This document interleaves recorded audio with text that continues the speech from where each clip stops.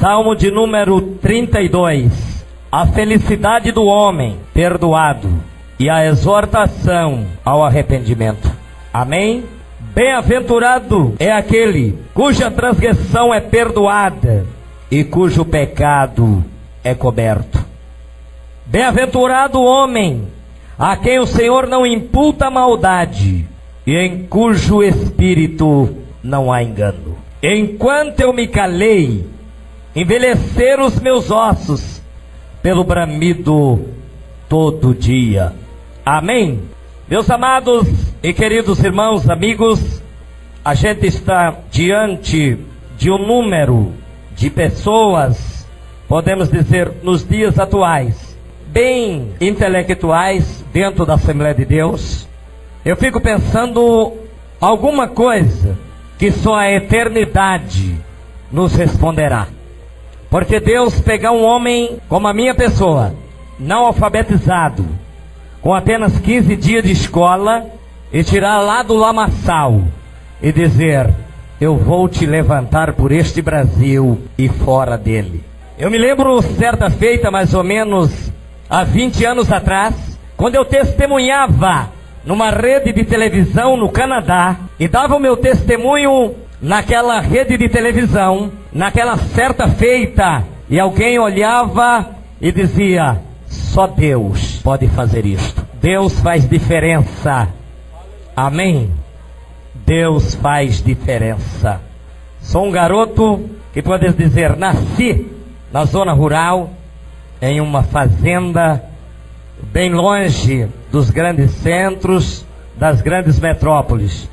Mas aos 11 ou menos dos 11 anos de idade, as coisas deram uma viravolta tão grande, mas tão grande, e eu paguei um preço tão caro, mas a misericórdia de Deus também foi muito maior, e me alcança no fundo do poço, e no fundo do túnel eu vejo uma luz brilhar, e esta luz me resgata e me tira de lá, e uma mão forte e poderosa me coloca de pé para exaltar este grande e poderoso Deus. Às vezes alguém me perguntam ou interrogam dizendo: o senhor não tem assim acanhamento, nenhuma timidez em às vezes pregar diante de pessoas de níveis, um poliglota? Eu disse: não senhores, porque o mesmo Deus que usa eles é o mesmo que usa a mim. O mesmo Deus que usou o grande peixe para transportar o profeta Jonas, foi o mesmo pequeno peixe, aleluia, que usou com a moeda na boca para pagar os impostos de Pedro. É o mesmo Deus. Amém? O Deus que usa os grandes é o mesmo que usa os pequenos. O mesmo Deus que tem promessa na vida do pequeno é o mesmo Deus que tem promessa na vida dos grandes. E operando Ele, quem impedirá? Meus amados irmãos, não sou de uma família, ou não nasci num lar evangélico. Sou de uma família carola, de um lar bem idólatra. Meu pai era presidente da Igreja Católica. Meu irmão mais velho era o tesoureiro da igreja. E eu, aos 7 anos de idade, era leiroeiro ou gritador de leilões e de prenda no coreto da Igreja Católica. A nossa casa no sítio era uma fazenda de 300 alqueires. Havia um salão quase mais ou menos do tamanho desta igreja, aonde havia um cassino ou noite de jogatina. Havia um salão de baile e uma outra área repartida ou reservada para o catira. Meu pai e o meu avô era catireiro. E ali criei naquele ambiente, podemos dizer assim, um pouco agitado, para não dizer mundano e badalado. E agora, quando eu chego à idade menos dos 11 anos, meu pai e a minha mãe e o meu avô, com 95 anos de idade, entra pela primeira vez na Igreja Assembleia de Deus e ouve pela primeira vez a explanação e a pregação da palavra de Deus, e ali o meu pai e a minha mãe e o meu avô rende-se aos pés do Senhor Jesus.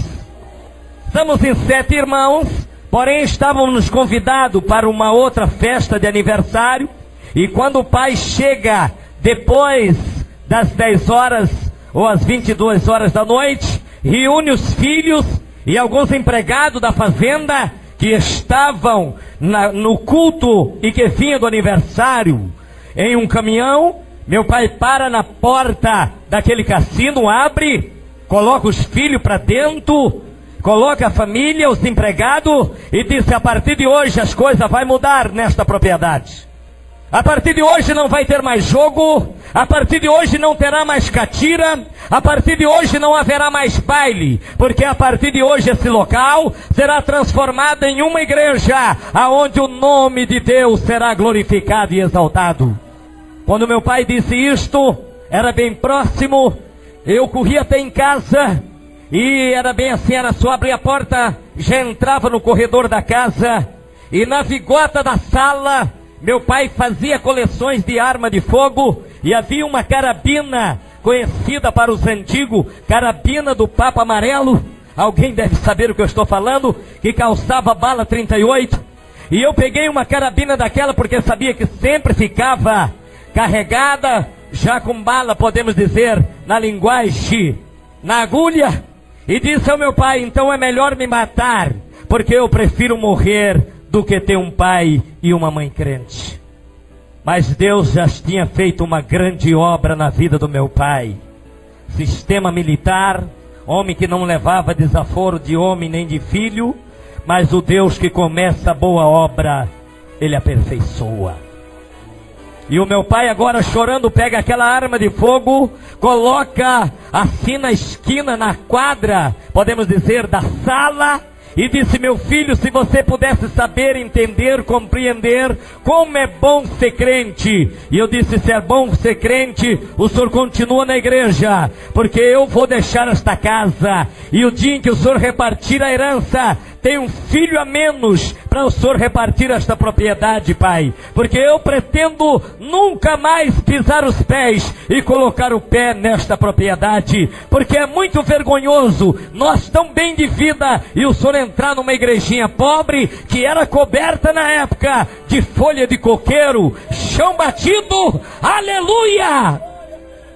Esse Deus, Ele é Deus em todos os aspectos da nossa vida. E no dia seguinte, meu pai então dizia à minha mãe: esse menino, ele não tem estudo, ele só conhece laço, morão de cerca, poço de boiada, traia de arreio e coisa assim. Ele nunca conheceu uma cidade grande. Ele vai dar uma volta e daqui 2 dias ele está de volta.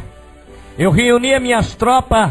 Eu tinha 12 traias de arreio, que vocês podem pensar, para quem conhece de traia de arreio, com badrama, com pelego, com peiteira, tudo de argola de prata, 2 cargueiros, 20 burros de tropa de estrada, fora os animais de madrinha de estrada, 2 sinueiros e algumas outras traias. E quando eu ajuntava tudo, arrancando aonde ficava a traia no grande, aonde tinha um grande pavimento, onde ficava todas as traias cobertas, e comecei a tirar as peiteiras, argolões, laços, e cada laço daquele que caía, no chão lágrima caía, e o demônio dizia: não volte. Se ninguém quiser comprar, queime, porque aqui você não vai colocar os pés. Meu pai corre até uma fazenda vizinha e convida um fazendeiro, diz: meu filho vai embora, e ele está vendendo tudo barato, vê quando ele quer, compra, e eu tenho dinheiro, e depois eu lhe devolvo. Ele vai dar uma voltinha, ele está um pouco revoltado, mas quando ele voltar, ele vai precisar dos animais para o trabalho, então vai estar aqui na fazenda. E eu não sabia dessa traspassa só depois de 14 anos depois. E ali vendi os meus pertences, e enquanto eu arrumava a mala, os meus quase nada, jogando dentro de uma mala, minha mãe caía de joelho no quarto e disse: fica, filho, você vai sofrer, Você vai sofrer muito, meu filho. Você não tem estudo. Você não tem conhecimento do perigo lá fora. Eu disse, eu fico, mãe, com uma condição. A senhora sai desta igreja. E o meu pai, quando viu a minha mãe chorando, ele chega à porta, coloca a mão no batente da porta e disse, filho, fica. O mesmo salário que os outros peões têm, você tem. O mesmo capataz ganha, você ganha. Eu aumento, diz pai. Eu não estou falando de dinheiro, estou falando de vergonha. É vergonha ser crente, pai. Se o senhor tirar esse Jesus da cabeça e a senhora abandonar esta igreja, mãe, eu fico. A minha mãe caiu de joelho, pastor. E a minha mãe disse, entre você e Jesus, filho, eu fico com Jesus. Aleluia! E quando sabemos fazer uma boa escolha, ainda que venha vendavais, ainda que levanta a prova, mas o nome de Deus será exaltado, e na hora certa Deus sabe como agir. E eu pegava a minha mala, a minha mãe ainda beijava, e o meu pai, eu dizia, nunca mais, pai, o senhor vai me ver. E quando eu saía, e ficava até a estrada onde passava muito caminhão de boi, caminhão gaiola, e quando um caminhão passou, que sempre embarcava boi ali, aí aquele caminhoneiro falou, vai passear? Disse, para sempre esse passeio. Falei, por quê? Eu estou indo embora. Você brigou com o teu pai? Disse, não, meu pai é crente agora. Eu não gosto de crente.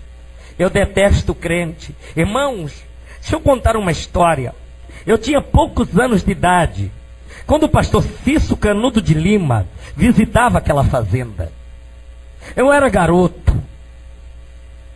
Tem coisa que a eternidade vai responder o que é a oração de um homem de Deus.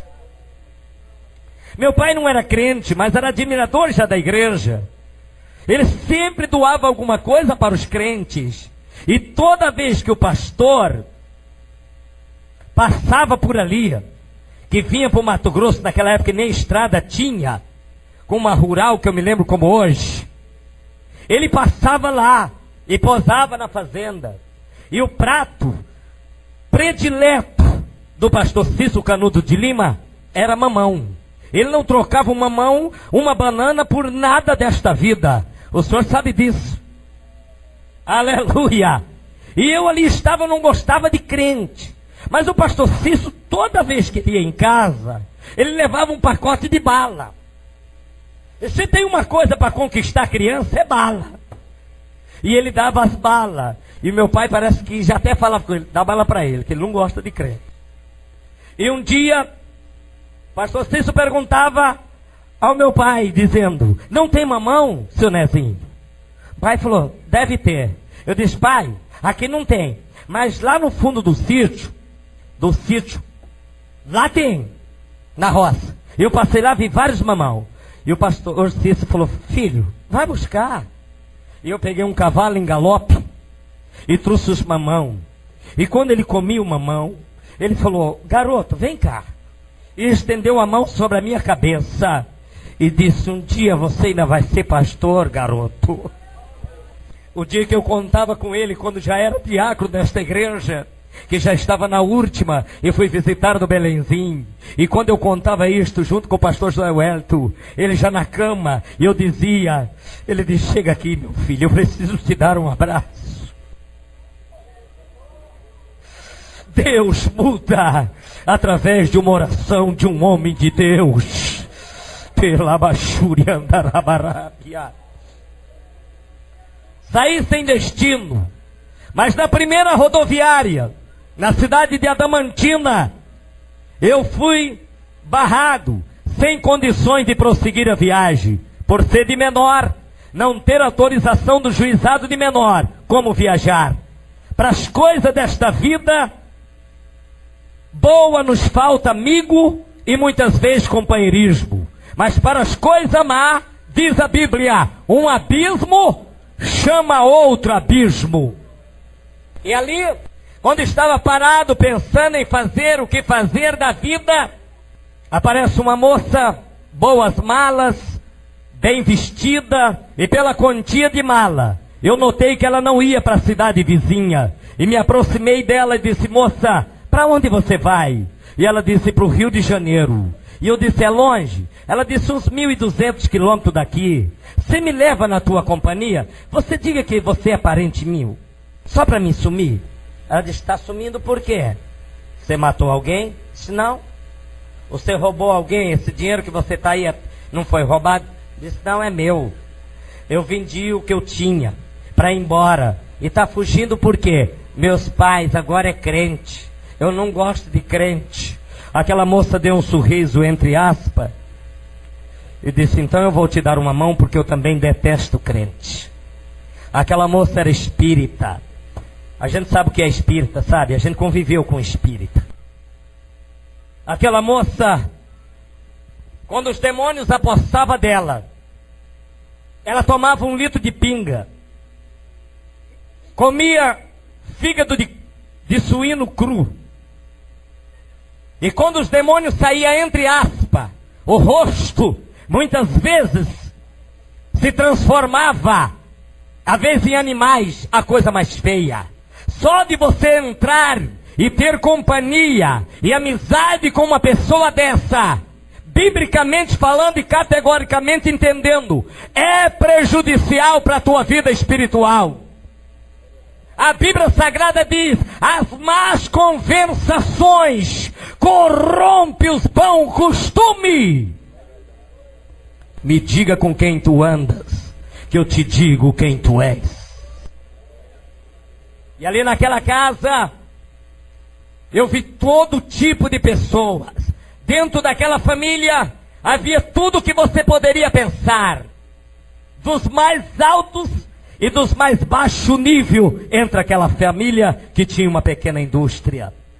Mas o dia em que eu saí de casa, a minha mãe nem meu pai foi na delegacia da parte, e nem procurou programas de televisões badalado, e nem revista atualizada, e nem manchete dizendo: meu filho desapareceu. Mas a minha mãe foi até a igreja e se ajuntou com as irmãs do circo da oração e colocou o joelho no chão por 14 anos orando: salva Jesus, salva o meu filho, Senhor, aonde ele estiver.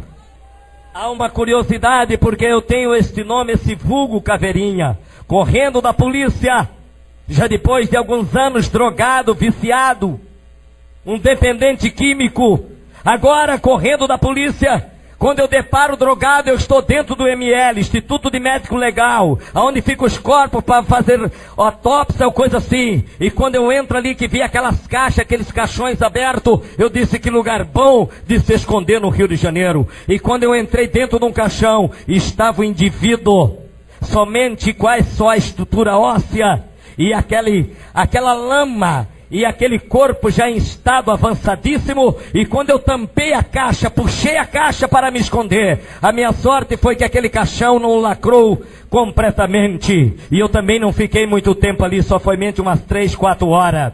E quando a polícia prendeu todo integrante do grupo, e quando a noite chegou, que tocaram as sirenes, bateram a porta, os camburões foram embora, enquanto eu saí de dentro daquela caixa, parte daquele indivíduo ficou grudado na minha camiseta. Aí colocaram o apelido de Caveirinha, que nunca mais saiu. Meus irmãos, 12 anos de idade, eu era um dependente químico já. 13 anos, eu já era um pequeno traficante de droga no Morro da Rocinha. 14 anos de idade, eu já era procurado pela polícia. 15 anos da idade, entre a FEBEM e delegacia e cadeias públicas, eu já tinha passado 20 vezes. 16 anos de idade, ingressei-me na academia de capoeira, lutava com navalha entre os pés, aonde passava a mão, um palmo para cima passava os pés, a mesma facilidade que cortava com uma faca ou uma lâmina, uma folha de banana, eu cortava com uma navalha entre os dedão dos pés, 2 armas de fogo para tirar a vida do semelhante, mas a 1.200 quilômetros de distância. Uma mãe chorava, uma mãe gemia aos pés do Senhor, dizendo: salva, Senhor, este meu filho aonde estiver. Se nesta noite, pai e mães que têm filhos ou filhas fora da igreja, saiba, a oração de um justo pode muito em seus efeitos. A tua oração, mamãe, poderá conquistar o teu filho hoje. As tuas lágrimas podem mover o dedo de Deus e o milagre será acontecido. 17 anos de idade, ainda era de menor pela lei, mas já era procurado pela polícia. 18 anos chega rápido. E agora, tudo que eu tinha era falso. E eu tenho aqui para comprovar. O senhor vai ver o dia que eu consegui tirar esse documento definitivo. Em agosto eu aceitei Jesus em 77. Eu só consegui tirar os meus documentos 5 anos depois. Por quê? Tudo era falso. Os documentos eram falsos. Então, quando morria um traficante ou um bandido parecendo comigo, o que eu fazia? Como os documentos eram fáceis de fazer, eu tirava os meus documentos e colocava no bolso do defunto. Vocês já viram um defunto fazer BO? Vocês já viram um defunto ir na delegacia da parte que aquele documento não é dele? Você já viu um defunto dizer: esse documento não é meu? E eu pegava os documentos do defunto e colocava no meu bolso. E saía nos jornais: o Caveirinha foi encontrado morto com tantos tiros. Para mim aquilo era um alívio. Se eu estou morto, ninguém vai procurar eu mais, por alguns dias. E eu me despistava para outras favelas e continuava fazendo tráfico. Só que por qual razão, eu não sei, uma daquelas manchetes foi parar na mão da minha mãe a 1.200 quilômetros de distância. E quando a minha mãe leu o nome dela, o nome do meu pai, o nome do filho, ela não tinha dúvida que era eu que estava morto. Ela vai até o círculo de oração, era dia do círculo de oração, era daquele tempo ainda que fazia o círculo, e a pessoa que estava na luta ficava no meio do círculo, e todas as demais irmãs clamavam. E a minha mãe chorando mostra o jornal e a manchete. E disse: não adianta mais orar pelo meu filho, irmã. O meu filho foi encontrado morto no Rio de Janeiro. Enquanto a minha mãe e outras demais irmãs choravam, Deus usava uma daquelas irmãs em profecia e dizia: mulher, enxuga as tuas lágrimas, refreia o teu gemido, mulher, porque aquele que foi morto e sepultado não é o teu filho, mulher. O teu filho está vivo e um dia verá entrando na minha casa para glorificar e exaltar o meu nome. Aleluia! Pastor João, Deus não trabalha com hipóteses, Deus trabalha com verdade e com realidade. E falou o Senhor: cala-se toda a terra! Se Deus tem promessa na tua vida, Ele vai cumprir. Se Deus tem algo para desenrolar na tua vida, os demônios não irão impedir. Maior é Deus, maior é aquele que está conosco do que aquele que está no mundo. Mas lá na minha casa, o lar ficou dividido. A mãe acreditava na profecia, porque ela viu que era Deus que estava falando. O pai ficou acreditando na manchete e no jornal. Não demorou muito tempo. 4 anos depois, eu chego. Meus amados e queridos irmãos, 18 anos de idade. Já não tinha mais condições de esconder. Deixei o cabelo crescer. Isso é uma filosofia ou uma teoria minha? Atrás de um homem cabeludo e barbudo, eu tenho as minhas dúvidas. Concorda, pastor?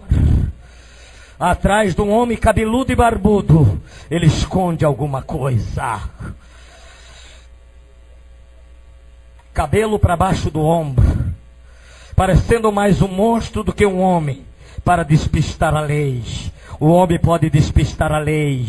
O homem pode enganar o pai, pode enganar a mãe, pode enganar a sociedade, mas ele não engana e não se oculta dos olhos do Todo-Poderoso.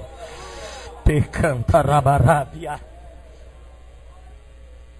E agora, procurado, aleluia, pela polícia. Quando chega mais um ano, no ano de 70, o senhor deve saber, levanta-se no Brasil, nas grandes metrópoles, a polícia da rota. Conhecida a polícia do bonde, do cap torto. Polícia que não prendia, polícia que matava. Polícia que fez limpeza em São Paulo, que fez limpeza no Rio de Janeiro, matando bandido e até mesmo muitos inocentes. E eu fui preso certa feita, com 18 anos. E um daqueles policiais disse: chega de prender. Isso aí não adianta, não tem cadeia para ele. Ele tem um demônio na vida e ele faz rebelião. Amanhã ele está na rua. Eu não sei quantas rebeliões eu fiz no Bangu. Eu não sei quantas vezes eu consegui rebentar grades. Um demônio tremendo. E agora aquele policial diz: vamos matar. Já está algemado mesmo. Nós amarramos os pés e as mãos com corda. E um dos policiais falou: só que vai dar problema. O outro falou: por quê? Ele não tem arma. E a arma é nossa. E você sabe que vai dar problema se nós matar ele. O senhor sabe que dá, né? Na hora que vai fazer sabe da onde vem a bala? Até o calibre do revólver. Um dos policiais diz: mas tem uma coisa aí atrás da viatura que não deixa pista. O outro diz: o que é? Uma barra de ferro. Nós matamos de barra de ferro e jogamos na beira da pista e vamos embora. Eu disse: hoje não tem mais jeito. E eu vi quando amarraram as minhas mãos, amarraram meus pés. Faz favor, pastor, não vai mais rotar nada aqui, o cabelo já é curtinho mesmo. Pode levantar, querido. Passa a mão aberta aqui. O que tem aí? Uma baixa. Tem um buraco? Tem uma baixa aqui, um buraco. Tem um buraco. Quando eles me amarraram de pés e mão e que bateram a primeira barra de ferro, eu não vi mais nada. Não sei se deu uma ou duas ou demais. Uma eu sei que deram, que a cabeça abriu pelo meio e saía sangue por todo lado. Eles me jogam na beira do encostamento da pista e vão embora. Quem sabe pensando: morreu. E passa alguém e vê uma pessoa ensanguentada, mas nota que ainda está vivo. Liga para uma outra delegacia. Vem uma outra polícia e me leva para o ponto-socorro. Sou medicado, mas quando puxa a ficha, volto para a penitenciária. Resolve o problema da cabeça partida. Diz alguém que me atendeu que dava para ver a massa cinzenta, a massa cefálica. Eu tenho um pensamento comigo, os irmãos. Nem todos tiveram, do grupo que era de 60, tiveram a oportunidade que eu tive por causa da oração da mamãe da igreja. Quando Deus tem um plano com a vida de um homem, se passa ele na máquina de moer carne, os pedacinhos que sobraram do outro lado, o oleiro edifica um vaso novo e coloca um novo espírito dentro dele, para que o nome dele seja glorificado e exaltado e enaltecido. E agora, 19 anos, a angústia era tanta. Procurado pela polícia, arrumei um outro jeito de fazer o tráfico. Fui ser palhaço de circo. Tem muitos, o pastor deve conhecer, no São Paulo e no Rio de Janeiro, aonde o circo do Piolim. Do Piolim. É. Eu fui palhaço de circo por 3 anos. E quantas vezes depois que tirava a máscara, dentro do camarim, eu chorava. Porque fazia os outros sorrir, mas não tinha alegria dentro de mim. Quantas pessoas que hoje vivem no picadeiro da vida, fazendo os outros sorrir, mas ele não tem paz dentro de si mesmo. Tudo que ele tem, mas ele não tem uma palavra que se chama paz e felicidade. E uma certa feita na angústia, e a lacuna e o vazio era grande do coração. E eu procurava uma psicóloga e dizia: dona, eu preciso de uma palavra de apoio. Eu sou um jovem e eu não tenho mais razão para viver. Estava com uns 20 anos. Ela disse, quantos anos você tem, garoto? Eu disse, 20 anos. Ela disse, você precisa sorrir. Eu disse, sorrir? Como sorrir? Ela disse, você precisa divertimento. Você precisa ter um grupo para você se divertir. Olha, aqui embaixo, mais ou menos umas 3 quadras daqui, tem um circo. E tem um palhaço que tem um nome de pouca roupa, que você vai conseguir dar milhões de gargalhadas. Esse final de semana eu estive lá. O que mais me chamou a atenção não foi os trapezistas, os animais de picadeiro e outras coisas mais. Mas o que mais me chamou a atenção foi aquele palhaço que me fez dar risada, por mais de gargalhada, por mais de 1 hora. E nisso as lágrimas pingavam no rosto. Ela disse, por que está chorando? Porque eu sou o palhaço daquele circo, dona.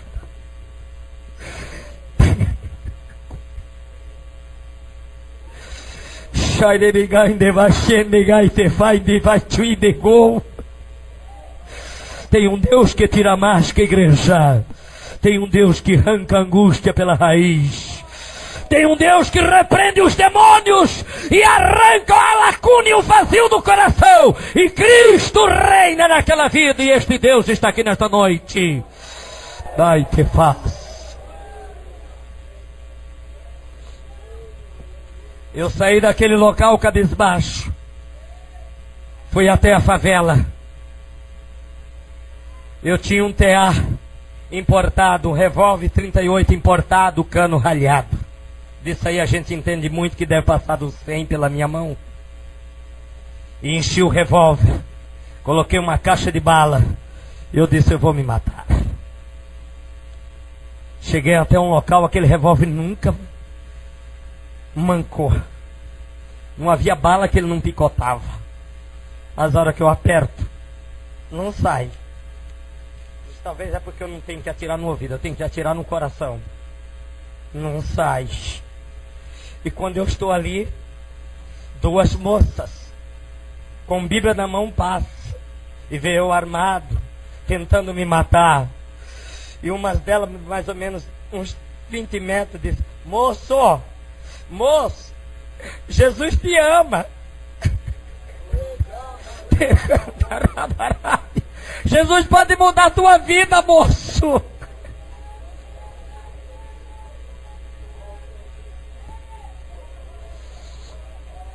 Jesus que muda a vida está aqui, sargento. Ele mudou a tua. Ele muda vidas. Desde o homem da favela até o alto escalão da vida. Ele não perde oportunidade e nem faz acepção de pessoa. Ele é Deus. Ele é Deus. Ele é Deus em tua e na nossa vida. Aquelas moças foram embora. Cheguei na favela revoltado. Eu disse, agora eu tenho uma forma. Eu vou até o viaduto mais alto do rio. E a hora que estiver passando um carro pesado, eu me lanço. Se eu cair na frente, ele vai me esmagar. Vocês conhecem, o senhor conhece, claro, a ponte Rio-Niterói. Ali não para de passar carro. Tem um viaduto alto. Não passava um bendito de um carro.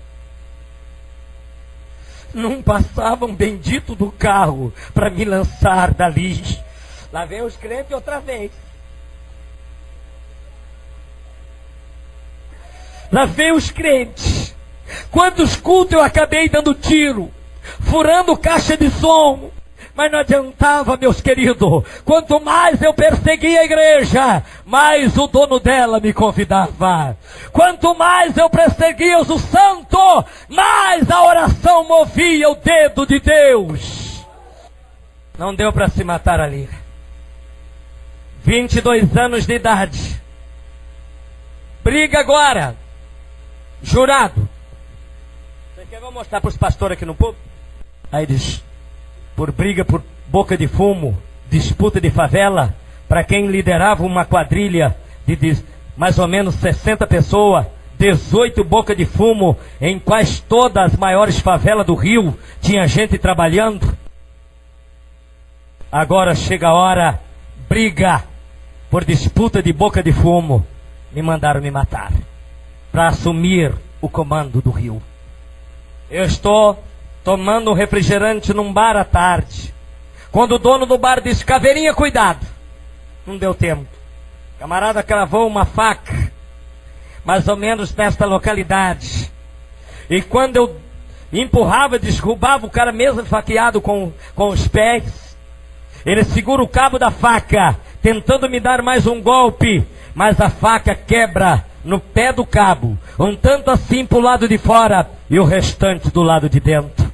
E eu corro mais ou menos uns 200 metros o Morro da Rocinha, mas quando eu ando 50 metros, eu sinto o gosto de sangue na boca e o sapato está cheio de sangue. E quando eu chego na favela pálido, um dos colegas diz: Caveirinho, o que aconteceu? Você está branco, você está com medo do quê? Eu disse: eu estou com uma faca. Foi na cintura? Falou: não, nas costas cravada. Arranca. E aquele moço começou a ter medo. E ele tenta arrancar aquela faca com a mão, não consegue. Ele corre até ali, pega um alicate. E ele disse: então deita no chão. E ele coloca um pé em cima de mim. E com o alicate ele puxa aquela faca. E quando ele arranca aquela faca, com certeza uma parte da minha vida sai na ponta daquela faca. Perfura um pulmão. E eu fico tuberculoso. Vocês sabem, nós temos aqui uma pessoa que é advogado e nós temos uma autoridade ali. A primeira coisa quando se pega uma pessoa atirada, ainda que seja um acidente, a primeira coisa tem que fazer um BO, um boletim de ocorrência. E como fazer um boletim de ocorrência? Como ir para um ponto de socorro? Medicar. E eu fui medicado no fundo de quintal. Com remédio caseiro. Remédio caseiro não fura e não cura pulmão vazado de faca. E desta facada me veio uma tuberculose. E desta facada saía sangue da boca e da narina e cheirava mal. Essa facada também não demorou muito tempo para cicatrizar. Só no dia em que eu aceitei Jesus, 2 anos depois, o Senhor, Ele é médico por excelência. Ele cura tuberculose. Ele cura tuberculose, Ele cura câncer, Ele cura AIDS, e operando Ele, quem impedirá? Quem impedirá? Aquela facada chega ao fim do tráfico. No mundo, lá fora, você tem amigos enquanto tem dinheiro. Quando você não tem dinheiro, o homem vale o que ele tem. Se você não tem nada, você é nada. Mas tem um Deus que lá no lixo Ele levanta.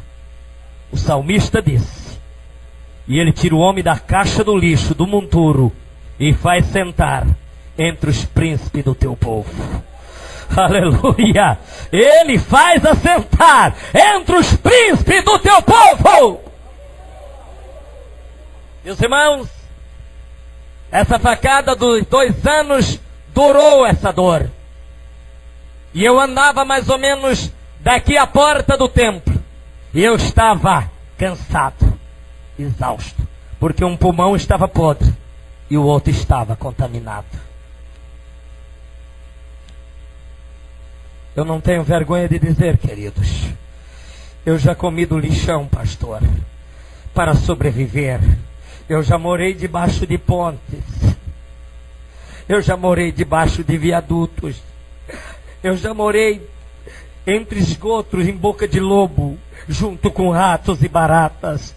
Eu fico pensando quantas vezes jovens, moços da igreja não quer nada com nada, e nada com a igreja, e Deus vai lá no lixão e diz: vem, miserável, eu tenho um plano na tua vida. Se você não quiser fazer nada para Deus, Deus pode levantar e colocar outro no teu lugar. Desperta o dom que há em ti nesta noite. E agora não dava mais para fazer o tráfico. vão-se os amigos, tudo se vão, e você se sente como um lixo, como uma escória da sociedade, como a rejeição da sociedade. Aí fui morar nos Matagais. A minha casa, muito ampla, era uma furna de pedra. A porta era um pedaço de papelão. A cama, bem sofisticada, colchão de primeira. O restante de um sofá de uma espuma velha que eu encontrei no lixão. E ali, pastores, comia quando dava certo, esperando a morte chegar. E a morte não chegava. Eu tenho unhas arrancadas, senhores. Quando tinha lei neste país, aonde confessaram onde estavam as drogas, arrancada com alicates, aonde colocava uma agulha debaixo da unha e tirava do outro lado, para confessar aonde estava a droga escondida, quando tinha lei neste país. Desculpa, sem ofender a sensibilidade de ninguém, hoje é uma vergonha. Hoje não temos leis. Eu tenho dentes arrancados com chutes. Eu já sofri tanto, que tem vezes que eu estou tomando banho e vejo as marcas do corpo, eu choro sozinho de felicidade, de saber de onde eu estava e Jesus me tirou de lá. As minhas lágrimas não é tristeza, é a presença do Espírito Santo que invade esta carcaça e esta estrutura biológica aqui nesta noite. E o gozo de ser salvo e lavado e redimido e branqueado e justificado e purificado pelo sangue de Jesus que vive e reina para sempre e para toda a eternidade. E agora, queridos, vou para aquele lugar tenebroso e turbulento. Todo o bando se foi, mas um pequeno menor que eu encontrei comendo lixão, melhor que tivesse deixado lá, sem documento, sem família, e coloquei apelido de Batata porque era o prato da época que ele conhecia, era batata. E fiz daquele pequeno menor um pequeno traficante. E aquele menor, o resto do grupo um pouco morreram, foram mortos, outros foram presos. E eu fiquei para aquele local, e aquele pequeno menor disse: eu só vou te abandonar o dia em que você tombar. O dia que você não tiver mais vida, Caveria. Então, eu sigo a minha vida. E um dia, eu só sei que era o mês de agosto, não me lembro o dia.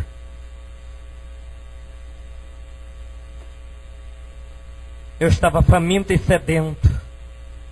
Eu disse: Batata, não muito longe daqui tem uma padaria que funciona 24 horas. No Rio e São Paulo tem padaria que não fecha, vocês sabem disso.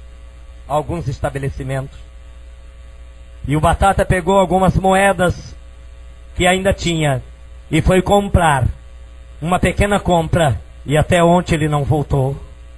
A polícia sabia que aquele pequeno menor estava à minha companhia. E quando ele fazia pequena compra e saía na porta da padaria, e a polícia dava voz de prisão, ele também sacava da arma, matava um policial e morria, mortos com vários tiros na porta daquela padaria. Então a polícia sabia que eu estava próximo dali naquelas localidades. E quem sabe alguém até que teria visto. E eu esperei 10 horas. Quem sabe até mais, não tinha relógio. A fome não espera, queridos. Tem gente que fica 3 dias sem comer, está com fome. Eu já passei prova. A minha esposa às vezes fala: homem, nada te abate. Você não entristece com nada, parece que nada. Você enfrenta as coisas como quem... Mulher, quando eu não tinha Deus, eu era valente. E agora com esse Deus, eu sou mais do que vencedor. Aleluia! Aleluia! E era tarde da noite, a fome apertava. Eu via quando o caminhão do lixo, que entregava ou jogava as frutas podres do Ceasa, que não tinha mais condições para venda, mamão, banana, maçã, que é uma das frutas minha predileta. E eu vi quando o caminhão jogava aquelas frutas podres, essas mãos, e uma pequena lanterna e esses olhos, procurava entre as frutas e o lixo um pedaço de fruta podre, e muitas delas colocando numa sacolinha, numa caixinha, para comer naquela noite, no dia seguinte. Pastor Henrique, companheiros desta tribuna, autoridade presente, esse Deus é grande. Não se dá para desenhar, pintar, expressar, conscientizar ninguém o grande amor deste grande Deus para com o miserável. Aleluia! E ali voltava, esperava o batata e nada que ele vinha. Dias depois, cães farejador. A polícia no meio do matagal escutava pisadas, granido dos cães, ouvia voz na boca ou na porta daquela furna de pedra e chamava pelo meu vulgo: Caveirinha, você está aí? E os cães acuando naquela boca de furna. Eu disse: estou. Você está armado? Disse: sim. Porém não tenho nenhuma munição, nem no revólver nem na mão. Ele disse: então joga o revólver. Eu joguei o revólver. Ele disse: como é que você está se trajando, se vestindo? Eu disse: eu só estou de bermuda. Ele disse: você não está de camiseta ou de camisa? Disse: não. Porque você pode estar com uma arma debaixo, escondido. Sai de costas, de mão levantadas, tá? Porque se qualquer reação nós vamos te matar. Estamos em 8 policial do lado de fora, fora os cães. E eu respondi do lado de dentro: não é preciso me matar, eu já estou morto. 32 quilos. Somente a estrutura óssea. Esse é o Deus que faz milagre. É o mesmo Deus que ressuscitou Lázaro. É o Deus que salva e opera maravilha. Meus amados e queridos amigos, e eu saio de mão levantadas, levo a mão para colocar algemas. Eu dava esse testemunho na igreja de Londrina. Pastor Ivo José de Souza, eu creio que alguém conhece, jubilado o ano passado. Uma igreja mais ou menos de 5.000 membros. Enquanto eu testemunhava numa confraternização, um senhor de cabelo grisalho, que foi apresentado do Rio de Janeiro, um pastor, chorava. E aquele cidadão disse: pastor, eu preciso dizer algo. Antes que esse homem termina este seu testemunho.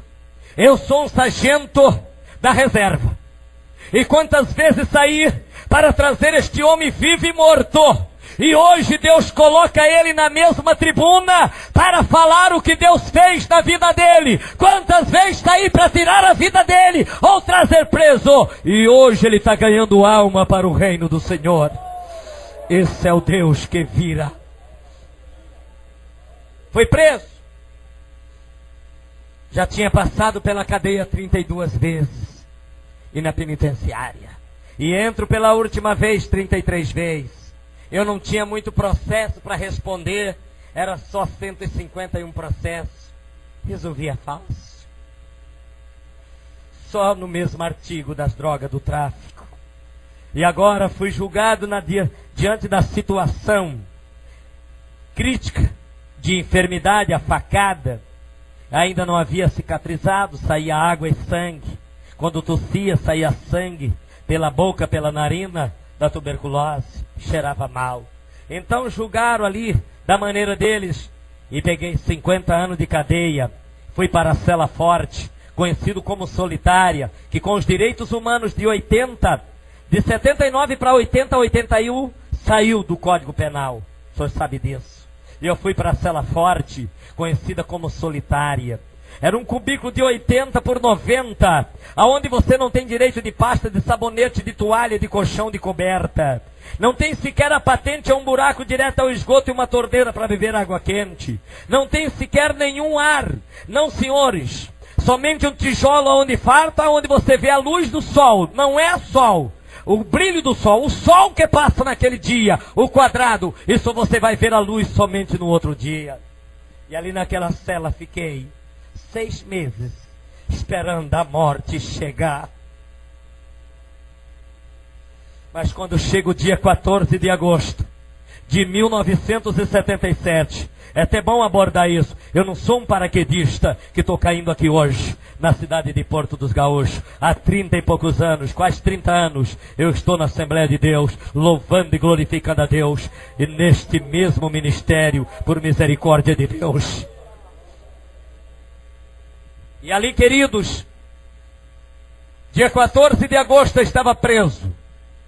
Havia já tirado 6 meses de cadeia, mas ainda tinha 49 anos e meio pela frente. Porém a doença matava aos poucos, sem direito nenhum a medicação e remédio. O carcereiro que é crente,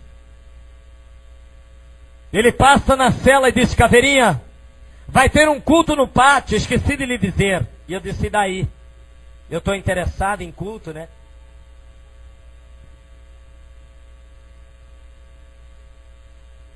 Eu disse: eu já estou aqui por causa de crente. Se o meu pai e a minha mãe não fossem crentes, eu não estava aqui. O homem não assume o seu pecado. A Bíblia diz: do que queixa o homem? Ele queixa do seu próprio pecado. O homem sempre joga a culpa do seu pecado nas costas de alguém, mas há um Deus que tudo vê e tudo contempla na tua vida, querido. E ali, ele disse: eu vou deixar a cela aberta, que aí vá. Não quer? Fique. Quem precisa de Jesus é você. Quem coloca sangue pela boca é você. Quem está morrendo aos poucos é você. Eu já tenho Jesus, rapaz. E abriu a porta da cela. E o meu propósito era não ir. Mas quando eu ouvi a banda musical tocando e executando um hino naquele pátio, e quando aquele som cantado e tocado entrava por dentro da penitenciária do Bangu, que foi desfeita, vocês sabem disso, foi bombardeada, aonde vai ser uma praça, e eu sou um dos convidados para o ano que vem dar um palestrante no mês de setembro no Rio de Janeiro. Aleluia! Esse é o Deus que faz história. Aleluia! E ali, quando aquele som entrava por dentro daquelas grades solitárias, uma coisa gostosa chegava, pastor. E eu dizia no meu pensamento: não vou perder nada, vou ver quem é que está tocando e executando esses instrumentos. Os demais presos vinham à direita, à esquerda, e eu que vinha da solitária vinha da esquerda, da direita. E eu encostei na muralha. E quando eu vi moças, cabelos longos, compridos, antigamente para tocar numa banda da Assembleia de Deus, se não usasse o uniforme, não tocava. Às vezes, desculpa a minha liberdade, em vez de melhorar, às vezes a gente está piorando. Moços bem vestidos, terno azul marinho, camisa branca, sapato colegial, o senhor sabe que linguagem eu estou falando. Gravata borboleta. E quando eu vi aqueles moços tocando o segundo hino, eu disse: é diferente do grupo que eu andava. Nenhum deles tem arma. Eles cantam. Eles choram. Eles glorificam. E eu encostei na muralha. E quando eles começaram a tocar e executar o segundo hino, uma voz falava forte ao meu ouvido e ao coração: a tua mãe está viva e ainda pertence a esta igreja, e ainda ora por você.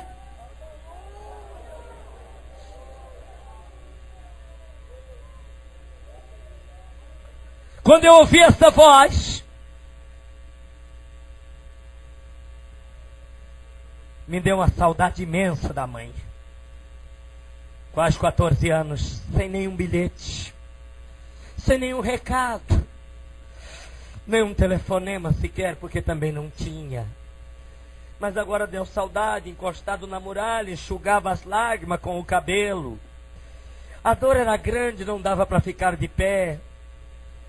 Ainda sangrava aquela facada. Eu dizia: Deus, tu sabe que eu não presto, eu sou um lixo. Mas eu sei que o Senhor existe. Não adianta mais correr de ti, Deus.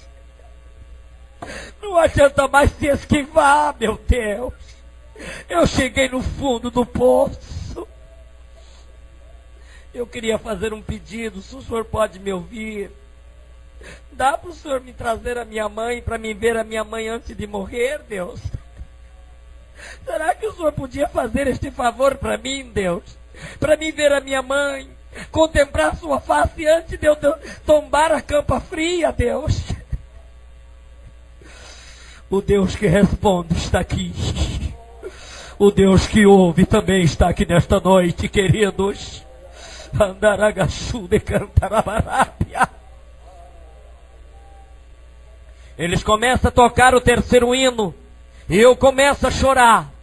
Eu cansei de passar por gentes mortas, colegas esfaqueados, baleados, mortos com vários tiros. Para mim não tinha lágrima para derramar. E agora um simples louvor, lágrimas estavam descendo e banhando a face. E de repente, meus irmãos, eles dão oportunidade a um cidadão de cor, de pequena estatura. Aquele homem abre a Bíblia no livro de Salmo. Para mim a pregação foi ontem, passou-se 29 anos, mas a mensagem ainda ouço. Coisa boa não se esquece. Entrega o teu caminho ao Senhor, confia nele, e ele tudo fará. E aquele homem tão cheio do Espírito de Deus, possuído de uma glória tão grande, parece que tinha hora que ele flutuava, parece que tinha hora que o Espírito de Deus movia ele, sem ele tirar os pés do solo e do chão. E de repente ele para o seu sermão, e com o dedo indicador, ele olha para a muralha onde eu estou apoiado, só eu que estava naquele local. E ele para com tanta liberdade e ousadia, e disse: jovem, Deus tem um plano na tua vida. Deus me revela algo do céu na tua vida. Eu vejo Deus te levantando pelo Brasil e fora do Brasil para levar a sua palavra. Os demônios sopravam no ouvido e diziam: se ele soubesse que você é tuberculoso, que coloca sangue pela boca, pela narina, se ele soubesse que você tem 151 processos, se ele soubesse que você não tem condições de vida, ele não dizia isto. O Espírito Santo revelava aquele santo homem de Deus: ainda que você tiver 1000 processos, ainda que você for tuberculoso e canceroso, o meu Jesus vai lhe curar nesta tarde, para que saiba que Deus tem autoridade sobre a tua vida. E agora, sai de Cantarabarábia, esse Deus tem autoridade sobre a tua vida. Irmãos, eu já não sabia mais de que lado ficar, pastor Francisco. Eu já ficava em dúvida. Eu já tutubiava, eu não sei mais não. Eu não sei se eu ouço essa voz do além, ou se eu ouço a voz desse homem que está falando com a minha vida. E quando ele faz um convite, quem quer aceitar a Jesus, havia uma corda, um cordel, havia uma segurança máxima, nem sequer um folheto, vocês lembram disso? Podia um pastor entregar para um preso. Teria que entregar para a segurança, e a segurança examinava aquele material depois que chegava às mãos dele. Hoje entra até com bazuca. Hoje entra até com 765. Hoje entra até com esquema de celular. A nossa lei vacalhou. A nossa justiça nos deve. Mas tem um Deus que ainda age. Te Cantarabarábia. Aleluia. E quando ele faz o apelo: quem quer aceitar a Jesus? Uma voz dizia: aceita. Aceita, abre o teu coração para Jesus. Eu levantei as minhas mãos, todos presos. Parece que olha para mim, 700 e poucos. Eu quero Jesus. Eu quero Jesus da minha mãe, eu quero. Aleluia. Levantei as minhas duas mãos, somente de bermuda, cabelo para baixo do ombro, parecendo mais um monstro do que um homem, e caminho em direção àquela corda. E quando eu olho por cima do ombro, demais presos vem chorando atrás. Quem quiser ficar de joelho, fica de joelho.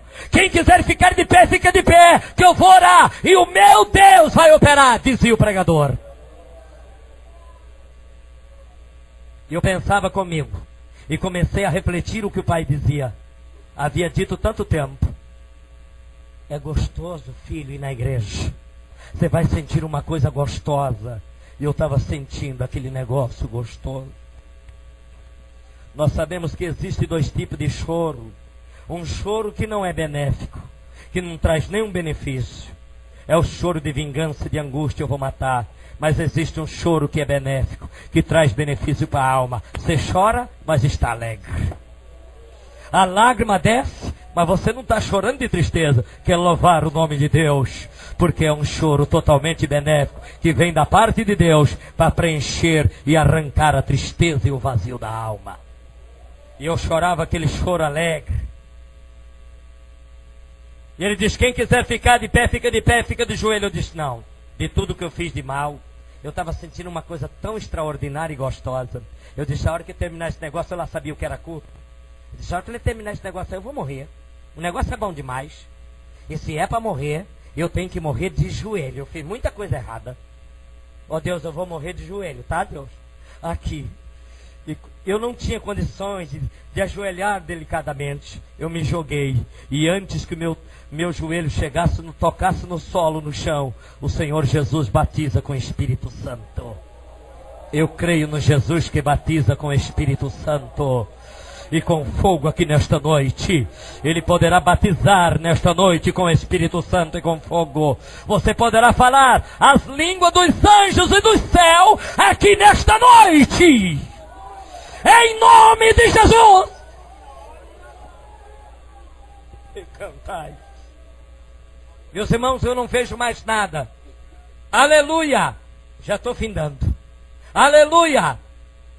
Os crentes vão embora. Os demais presos é voltado às suas celas. Eu só vejo quando o carcereiro me puxa pelo cabelo e diz, Caveirinha, o culto já terminou. Os crentes já foram embora. Os demais presos foram voltados às suas celas. Eu só deixei você aí porque você recebeu algo de Deus. E eu teria que respeitar o período de Deus na tua vida. Enquanto eu levanto do chão, tem mais ninguém. Ninguém despediu de mim. Mas aquele cidadão de cor subia o pavilimento de cima do Bangu 1. E mais ou menos uns 30 metros, aquele cidadão de cor. Eu ainda vejo hoje. Fica com Deus, filho. Eu não disse que Deus tem um plano na tua vida. E o que Ele me mostrou, Ele já começou a desvendar na tua vida. Ele não somente lhe batizou, mas Ele já te deu dom aqui nesta tarde. Fica com Deus. Se não nos vê mais, encontraremos na casa do Pai. Sai de cantai. Eu volto para a cela, quando eu levanto, eles me dão um Novo Testamento, mais ou menos do tamanho desta harpa ou de uma pequena agenda. Eu abraço o Novo Testamento no peito. E agora parece que eu não estou indo para a cela. Eu estou indo para um lugar bonito. Eu vou falando em línguas estranhas, as lágrimas estão derramando. O Deus que começa a fazer as limpezas. A cela se tranca por detrás de mim, mas eu não estou revoltado com o carcereiro, eu caio de joelho. Eu continuo chorando o resto daquela tarde. Chorando e orando e falando em língua estranha e fazendo os meus pedidos. Chega-se a noite. Toca-se horário de silêncio. E lá no canto da cela, a voz quase sem sair. Ainda saía sangue. Quando tudo é silêncio, não ouvia ruídos de carro por aquelas localidades. Tudo escuro. Esse miserável estava atrás das grades, fazendo os seus pedidos. E de repente, eu ouço um barulho, abrindo o grilhão da cela. E antes que aquela cela se abre, ela está totalmente clara, mais clara do que a iluminação desta igreja. E eu ouço uma voz que não me chama pelo meu vulgo, mas me chama pelo meu nome. Ismael, eu sou o teu advogado e eu vou te tirar daqui. Esse advogado está aqui nesta noite. Filhinhos, se vocês pecar, sabei que tem um advogado para com o Pai, Jesus Cristo justo. Esse advogado está aqui, ele pode pegar a tua causa hoje. Ele pode assumir o teu pecado. Ele pode assumir a tua transgressão. Ele pode assumir os teus delitos aqui nesta noite. O sangue deste advogado salva, liberta, cura, restaura a vida. Eu estou de costa, quando eu levanto, a cela continua clara. O seu rosto resplandece. Não me pergunta, por favor, não me interroga. Se eu vi Jesus, se eu vi um anjo, eu não sei o que eu vi. A eternidade vai me responder, queridos. Não dá para ver o seu rosto. O rosto brilha muito. Não havia condições, era a mesma coisa de querer encarar aos olhos de uma lâmpada de raios muito fortes. E quando eu olho somente daqui para baixo, ele estava todo de branco. E ele sai pelo buraco da cela, onde não tinha condições de sair um homem. Eu disse, eu estou louco. Eu estou ouvindo vozes. Ainda estou vendo visões. E quando eu olho à esquerda do corredor, não tem ninguém. Eu olho à direita, não tem ninguém. Eu disse, eu estou louco. Para encurtar a história, no outro dia, eu fui colocado em liberdade. E em liberdade o meu alvará de soltura chega. Eu só sei quando alguém diz, o teu advogado esteve aqui. Meu? Sim, o teu. Muito educado. Trouxe todos os seus processos. E por que não sabemos, mas você vai ser colocado em liberdade. Eu disse, eu em liberdade? Só que eu não tinha notado, queridos, que a facada das costas havia cicatrizado. O pulmão podre, ele deu um novo. Que há 30 anos quase estou pregando dia e noite e tenho aguentado até aqui este pulmão vazado pela bala, por facadas. Aleluia! E cantai! Mil glórias ao nome de Jesus! Mil glórias ao Rei dos Reis, ao Senhor do Senhor! Ele merece glória! Ele merece glória! Aleluia! Irmãos! Aleluia! Liberdade! Palavra bonita. Para quem ainda tinha 49 anos e meio pela frente. Eu saio. E alguém diz, leva ele até a rodoviária. Dá um jeito de mandar até São Paulo. De São Paulo coloca ele e leva embora. Até chegar na casa dos pais dele. Eu chego. Um minutinho, só um minuto, termina. Eu chego em casa. Volto num caminhão de gaiola, um caminhão de bois. Quando o caminhão chega na frente da propriedade, eu disse para o caminhoneiro, se o meu pai não morreu, porque a minha mãe, Deus falou que ela está viva. Mas do meu pai, Deus não falou nada. Se o meu pai não morreu, essa propriedade é nossa. Agradeci o caminhoneiro. E quando eu abri a porteira, que a porteira bateu no morão, eu tinha uma maneira de assobiar. E vinha assobiando o hino, assim igual o hino que foi cantado, porque tentando lembrar o hino 15. E a minha mãe estava varrendo o quintal mais ou menos, uns 200 ou mais metros ou menos. E quando a minha mãe me viu andando, cabeludo, e assobiando, a minha mãe gritou de lá, Nezinho, é o Ismael que vem voltando. Meu pai estava fazendo um curral, uma mangueira com os empregados, meu pai retrucou de lá, você vai ficar louca, mulher, esperando um filho que já morreu. E eu lá da porteira com o pulmão 0 quilômetro gritei, sou eu, mãe! E cantais, sou eu! A minha mãe sai correndo, meu pai, meus irmãos empregados, os cachorros, os cães iam fazendo festa. Quando faltava 30 metros mais ou menos, a minha mãe bate o joelho no chão, na areia escaldante, e levanta a mão e começa a glorificar e dizer, eu sabia, Deus. Eu tinha certeza, meu Jesus, que o Senhor traria o meu filho de volta. Eu tinha certeza, Jesus. E quando a minha mãe se alegrava, e a minha mãe dava glória a Deus, eu comecei a se alegrar. E quando eu comecei a se alegrar, e que eu abracei a minha mãe se abraçou comigo, e minhas lágrimas, pastor Francisco, se mistura com as lágrimas dela. 14 anos na igreja de oração, de joelho calejado, com 84 anos, ainda tira 4 horas de joelho. E cantai.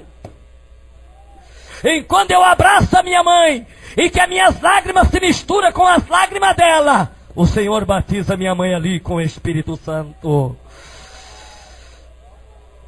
O meu pai me abraça. Os irmãos, meu pai olha para os empregados e diz: o dia acabou. O meu filho voltou. Te cantarabarábias. Aleluia. As horas se passam, queridos. Eu tenho certeza que tem alma nesta noite para se entregar a este Jesus desta noite. E esse Deus poderá fazer proezas e maravilhas e sinais e prodígios na tua vida, porque este Jesus tem poder. Este Jesus não perde batalha. Este Jesus não perde peleja. Ele vai repreender todas as fontes negativas da tua vida. Coloca de pé, santos, em nome de Jesus.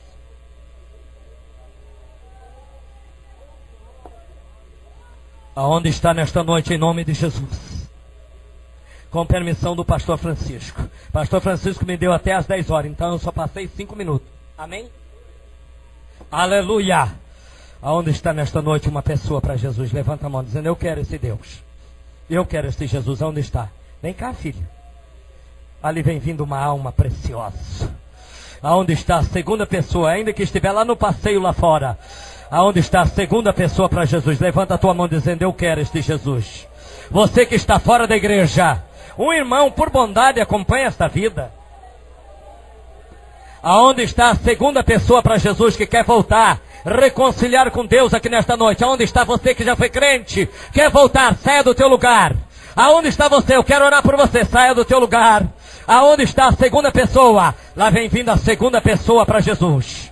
Aonde está a terceira pessoa para Jesus nesta noite? Que quer glorificar este Deus, que quer conhecer o poder magnífico desse Deus. Aonde está mais uma alma preciosa? Levanta a mão, entrega o teu coração para Jesus. Esse nobre companheiro que veio ali de Juara com a sua nobre esposa, eu gostaria de oferecer para ele. Não tenho nada de preciosidade, materiais e terreno e terráqueo para lhe oferecer, mas eu tenho Jesus para lhe oferecer. Você quer Jesus, querido? Levante a tua mão dizendo: eu quero também esse Jesus. Venha para frente. Manda gacho. Irmão Paulinho acompanha. Eu quero oferecer a sua esposa. A senhora também não quer aceitar o plano da salvação? Venha, querida, venha. Venha aqui para frente. Aleluia. Eu quero orar por você. Aonde está mais uma alma preciosa para Jesus nesta noite? Aonde estão as vidas preciosas? Você que já foi crente, está distanciado, fracassado, apostatou da fé, mas nesta noite precisa de algo de Deus nesta noite. Levanta a tua mão, eu quero te ver. Venha para frente. Você que está desviado, você tem coragem de levantar a mão? Só para mim te ver. Você está aqui? Levanta a tua mão, eu sou. Olha quantos. Você quer voltar, filho? Você quer? Talvez você diz: eu não tenho condições. Eu estou tão mergulhado no pecado. E eu não tenho condições. O Cristo que faz as boas obras e tem poder para recuperar a tua vida está aqui. Aonde está um desviado que quer voltar ao aprisco do Senhor? Venha. Venha, eu vou orar por você nesta noite. Onde está? Mais uma vida, irmão, irmã. Alguém que distanciou, caiu, fracassou, mas o Senhor quer te colocar de pé novamente aqui nesta noite. Venha. Nós vamos orar para finalizar. Nós vamos orar. Aleluia. Quem precisa de oração aqui nesta noite? Eu e a minha casa. Te cantai. Eu quero dizer este moço lá de Cacoal, da Igreja Batista: Deus tem um plano na tua vida. Tu não vai ficar mais naquela igreja, porque Deus tem algo contigo. E é nesta noite. E receba aí algo da parte de Deus aí agora. Andaragaçu de Cantarabarábia. Aleluia, receba! Aleluia! O Deus que batiza com o Espírito Santo e com fogo está aqui nesta noite. Receba poder, receba a unção de Deus, receba o poder de Deus. Dê lugar ao Espírito de Deus. Deixa de ser sorvetão, geladeira, freeze, bola de neve, gelo. Seja fogo, labareda, fogo na mão de Deus.